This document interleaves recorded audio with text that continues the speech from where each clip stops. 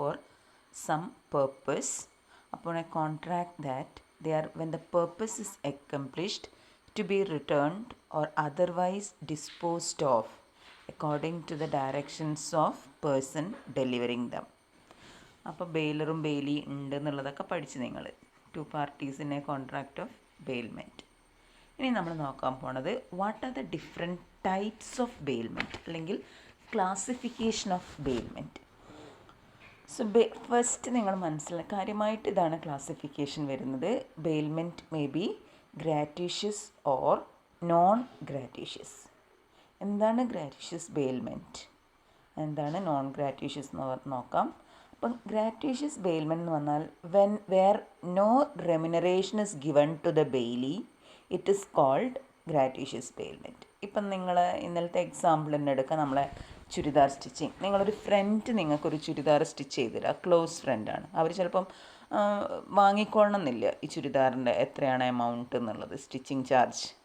Okay, അതാണ് ഗ്രാറ്റീഷ്യസ് bailment. അതായത് remuneration ഒന്നും കൊടുക്കാതെ ഫ്രീ ആയിട്ട് ചെയ്തു തരുന്നതാണ്. ബെയിലിക്ക് എന്തില്ല, when no remuneration is given to bailee, it is known as gratuitous bailment. That is, Bailee keeps the goods for the bailer without reward. Then second type of bailment is bailment for reward.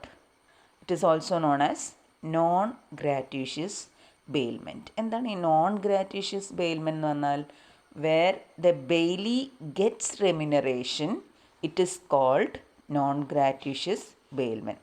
That is, some consideration passes between the parties. നിങ്ങൾ ഇപ്പോൾ സാധാരണ ചെയ്യുന്നതൊക്കെ നമുക്കിപ്പം വളരെ ചുരുക്കം ചിലരുള്ളൂ ഇങ്ങനെ ഒന്നും വാങ്ങാതെയൊക്കെ എല്ലാം ചെയ്തു തരുന്നവരുള്ളൂ.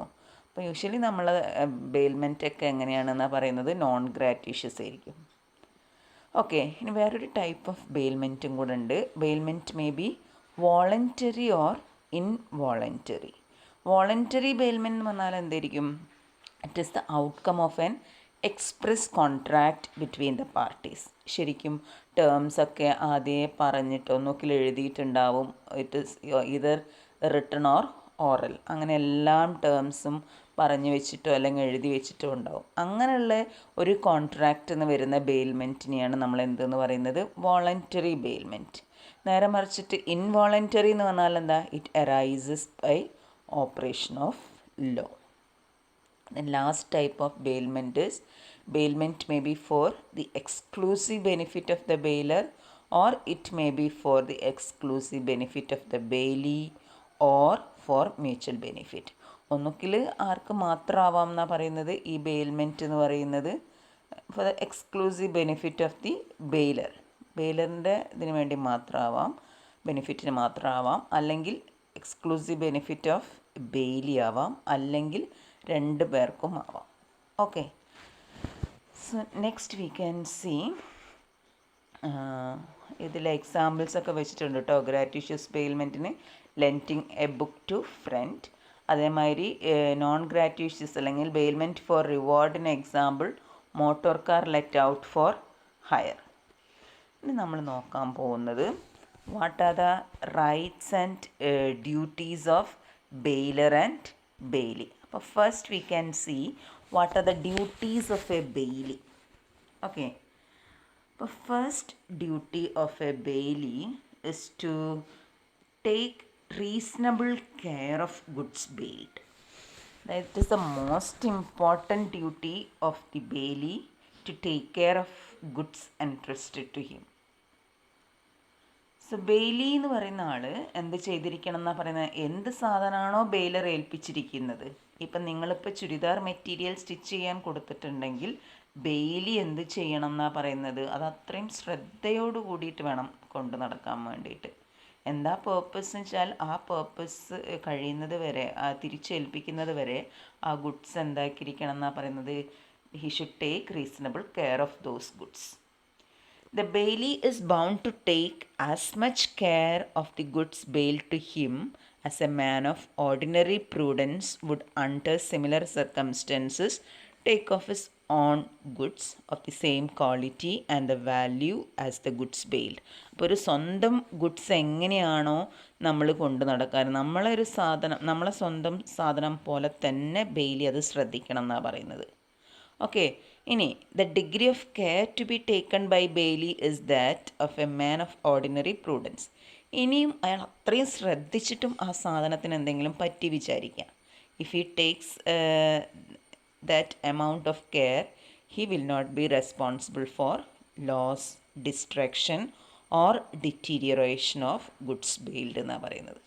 അത്രയും ശ്രദ്ധിച്ചിട്ടും അതിനെന്തെങ്കിലും നഷ്ടം സംഭവിച്ചിട്ടുണ്ടെങ്കിൽ, അല്ലെങ്കിൽ നശിച്ചു പോവുക, അങ്ങനെ എന്തെങ്കിലും ചെയ്തിട്ടുണ്ടെങ്കിൽ ബെയിലി ഈസ് നോട്ട് റെസ്പോൺസിബിൾ.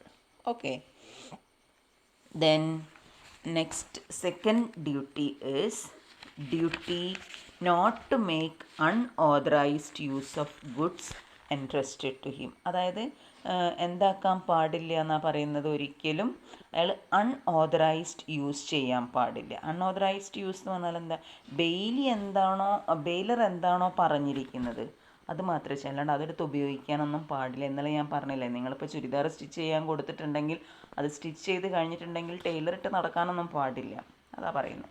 അപ്പോൾ bailee is under a duty not to use the goods in an unauthorized way. He must use the goods strictly for the purpose for which they have been bailed to him. If the bailee makes unauthorized use of goods bailed, അതായത് if he uses them in a way not authorized by the terms of the bailment, he is responsible for all damages to the goods and must pay compensation to the baler. അപ്പോൾ baler പറയുന്നതിൻ്റെ അപ്പുറമായിട്ട് എന്തെങ്കിലും സ്വന്തം ഇഷ്ടപ്രകാരം ആ goods എന്താ പറയുക use ചെയ്യുകയോ തോന്നിയ പോലെ ചെയ്തിട്ടുണ്ടെങ്കിൽ എന്ത് നഷ്ടം വന്നാലും എന്താക്കിക്കൊള്ളണം എന്നാണ് പറയുന്നത്, bailee should compensate the baler. ചില കേസസിലൊക്കെ നമ്മളപ്പോൾ നല്ല മെറ്റീരിയലൊക്കെ വാങ്ങിക്കൊടുത്ത് ചുരിദാറാകെ കൊളാക്കിയിട്ട് വിചാരിച്ചോ, അപ്പോൾ നമ്മൾ പറയുന്നതിനപ്പുറമായിട്ട് അവർക്ക് തോന്നിയ പോലെയൊക്കെ ചെയ്ത് വെച്ചിട്ടുണ്ടെങ്കിൽ കേട്ടോ, നമ്മൾ പറയുന്ന മാതിരി ചെയ്തിട്ട് കൊളായിപ്പോയിട്ടുണ്ട്, പ്രശ്നമില്ല. അവർക്ക് തോന്നിയ മാതിരി എന്തെങ്കിലും കോലക്കെടുത്തി വെച്ചിട്ടുണ്ടെങ്കിൽ ആര് കോമ്പൻസേറ്റ് ചെയ്യണം എന്നാണ് പറയുന്നത്, bailee should compensate. Next third point is next duty of bailee not to mix the goods bailed with his own goods. അതായത് ഇങ്ങനെ ബെയിൽ ചെയ്തിട്ടുള്ള ഗുഡ്സ് ഒരിക്കലും എന്താവാൻ പാടില്ല എന്നാണ് പറയുന്നത്, അയാളുടെ ഓൺ ഗുഡ്സിൻ്റെ കൂടെ മിക്സ് ചെയ്യാൻ പാടില്ല. Okay, the next duty of the bailee is to keep the goods of the bailor separate from his own and he should not mix the bailed goods with his own goods എന്നാണ് പറയുന്നത്. ഇനി ഇപ്പോൾ Bailey അറിയാതെ mix ചെയ്ത് വിചാരിക്കുക, അപ്പോൾ എന്തൊക്കെയാണ് rules നോക്കാം. If the bailee mixes up his own goods with those of the bailer, the following rules apply. എന്തൊക്കെ റൂൾസാണ് നോക്കാം, ഒരു 3 റൂൾസ് ഇവിടെ പറയുന്നുണ്ട്, അത് പഠിച്ചു വെക്കുക. If the bailee with the consent of the bailer mixes the goods of the bailer with his own goods, the bailee shall have an interest in proportion to their respective shares in the mixtures thus produced. ബെയിലറുടെ സമ്മതത്തോടു കൂടിയിട്ടാണ് mix ചെയ്തിരിക്കുന്നതെങ്കിൽ എന്താക്കാന്നാണ് പറയുന്നത്, ആ മിക്സ്ചറിൻ്റെ എങ്ങനെയാണോ mix ചെയ്തിരിക്കുന്നതെന്ന് വെച്ചാൽ ആ മിക്സ്ചറിൻ്റെ proportionate share 2 പേർക്കും ഉണ്ടാവും. മനസ്സിലായോ? Then second, if the Bailey without the consent of the baler mixes the goods of the baler with his own goods and the goods can be separated or divided, the property in the goods remains in the parties respectively, but the bailee is bound to bear the expenses of separation. ഇനി ഇതേപോലെ തന്നെ രണ്ടാമത്തെ കേസിൽ പറയുന്നത് എന്താണെന്ന് വെച്ചാൽ, ബെയിലറിൻ്റെ ഗുഡ്സുമായിട്ട് mix ചെയ്ത്, പക്ഷെ ആരുടെ സമ്മതമില്ലാതെ, ബെയിലറിൻ്റെ സമ്മതമില്ലാതെ, അത് സെപ്പറേറ്റ് ചെയ്യാൻ പറ്റുന്ന ഗുഡ്സ് ആണെങ്കിൽ, ഇപ്പോൾ ചുരിദാറൊക്കെയാണ് സെപ്പറേറ്റ് ചെയ്തൂടെ, അങ്ങനെ സെപ്പറേറ്റ് ചെയ്യാൻ പറ്റുന്ന ഗുഡ്സ് ആണെങ്കിൽ എന്താക്കാന്നാ പറയുന്നത്, ആരതാണോ സെപ്പറേറ്റ് ചെയ്യുകയാണെങ്കിൽ ആ സെപ്പറേറ്റ് ചെയ്തിട്ട് ഇത് ഇന്നാളതാണ് എന്ന് പറയാം. പക്ഷെ അങ്ങനെ സെപ്പറേറ്റ് ചെയ്യാൻ വേണ്ടി എന്തെങ്കിലും എക്സ്പെൻസസ് ഇൻകർ ചെയ്തിട്ടുണ്ടെങ്കിൽ അത് ആര് വഹിക്കണം, the bailee should bear. Then third point, if the bailee without the consent of the bailer mixes the goods of the bailer with his own goods in such a manner that it is impossible to separate the goods bailed from the other goods and deliver them back, the bailer is entitled to be compensated by the bailee for the loss of the goods. ഇനി Bailey എന്താക്കിയെന്ന് വെച്ചാൽ goods എന്താക്കി, ബെയിലറെ ഗുഡ്സും ബെയിലിൻ്റെ ഗുഡ്സും mix ചെയ്ത് without the consent of the baler. അതേസമയം ആ goods separate ചെയ്യാൻ പറ്റാത്തത്, രണ്ടാളതും ഏതാണെന്നുള്ളത് വേർതിരിക്കാൻ പറ്റാത്തതാണെങ്കിൽ ഏത് റൂളാണ് അപ്ലൈ ചെയ്യുക പറയുന്നത്, ബെയിലി എന്ത് ചെയ്യണം എന്നാണ് പറയുന്നത്, ആ ഗുഡ്സ് മൊത്തം ആർക്ക് കൊടുക്കുക, deliver them back to the bailor. എന്നിട്ട് ബെയിലർ എന്ത് ചെയ്യണം, bailor is entitled to be compensated by bailee for the loss of the goods. Okay, so ഇതാണ്, ഇത്ര പഠിച്ചു വെച്ചാൽ മതി. Not to mix the goods bail with his own goods. ഒരിക്കലും bailee എന്താക്കാൻ പാടില്ല, ബെയിൽ ചെയ്ത ഗുഡ്സും സ്വന്തം ഗുഡ്സുമായിട്ട് മിക്സ് ചെയ്യാൻ പറ്റും. It's the duty of the bailee. ഇനി അഥവാ ചെയ്തു പോയിട്ടുണ്ട്, these rules apply. Then next is duty to return the goods. It is the duty of the bailee to return the goods only to the bailer, even though any third person is claiming title over him. ആരതോ ആയിക്കോട്ടെ, ownership ആരതായാലും വേണ്ടില്ല, ആരാണോ ഈ goods ഏൽപ്പിച്ചിരിക്കുന്നത് അവർക്കായിരിക്കണം തിരിച്ചു കൊടുക്കേണ്ടത്. Okay, ബെയിലറിന് തന്നെ തിരിച്ചു കൊടുക്കണം എന്നാണ് പറയുന്നത്. It is the duty of the bailee to return or deliver according to the bailer's directions the goods bailed without demand as soon as the time for which they are bailed has expired or the purpose for which they are bailed has been accomplished. അപ്പോൾ എന്തിനു വേണ്ടിയിട്ടാണോ ഈ goods bail ചെയ്തിരിക്കുന്നത് ആ purpose accomplish ചെയ്യുക, അല്ലെങ്കിൽ time expire ചെയ്തിട്ടുണ്ടെങ്കിൽ എന്താക്കിക്കൊള്ളണം എന്നാണ് പറയുന്നത്, the goods bail should be returned back to the bailer. Okay, then next is duty to not to set up adverse title. അത് ഈ സ്ലൈഡിൽ എഴുതിയിട്ടില്ല കേട്ടോ, ഫോർത്ത് പോയിൻ്റ് ആയിട്ട് നിങ്ങളെ ടെക്സ്റ്റിൽ പറയുന്നതാണ്.